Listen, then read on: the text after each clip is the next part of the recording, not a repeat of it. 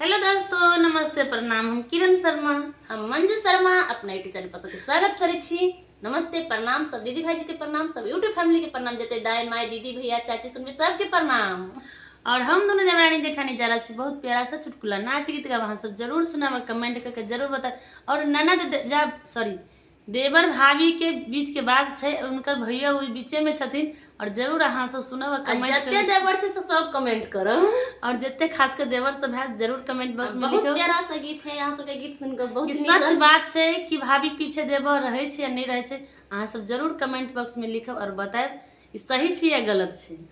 हमार देवर सब अपन ध्यान से सुनबे गीत के हम लोग ये खास कर तो हमर देवर तो नहीं रहे छते। हमारे नाक नथिया कमाल करैया हे यो, हमर नाक नथिया कमाल करैया, हमरा देखी देखी रोजे देवर बीमार पड़ैया, हमरा देखी देखी रोजे देवर बीमार पड़ैया, हमारे नाक नथिया कमाल करैया हे यो, हमर नाक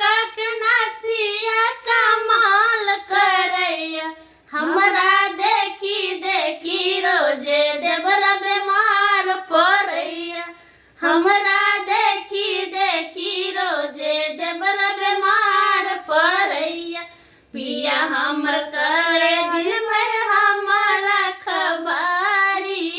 पिया हमर दिन भर करे हमर रखबारी, तैयो देवर घूमिन हमारे पछारी,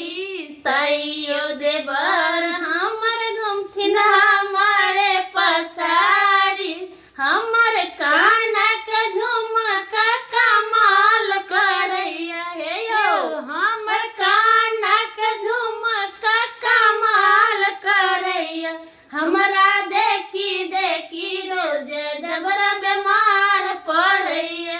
हमरा देखी देखी रोजे देवर बीमार पड़ैया, हमरा देखी देखी रोजे देवर बीमार पड़ैया, दिन भर पिया हमर करे चौकीदारी,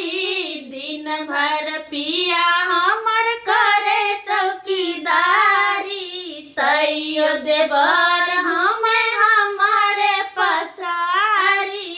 तैयो देवर घूमे हमारे पछारी हे यो, हमर मांग टीका कमाल करैया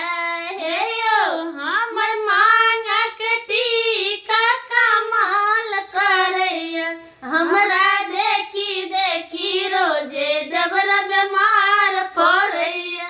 हमरा देखी देखी रोजे देवर बीमार पड़ैया, हमरा देखी देखी रोजे देवर बीमार पड़ैया,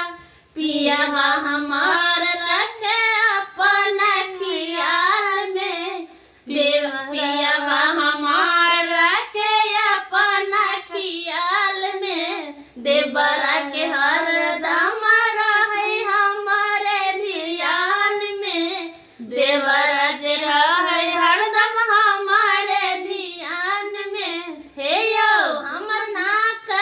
नथिया कमाल करैया हे यो, हमर हाथक कंगन कमाल करैया, हमरा देखी देखी रोजे देवर बीमार पड़ैया, हमरा देखी देखी रोजे देवर बीमार पड़ैया, पिया हमार करे हमर रखबारी, पिया हमार करे हमर रखबारी, तैयो देवर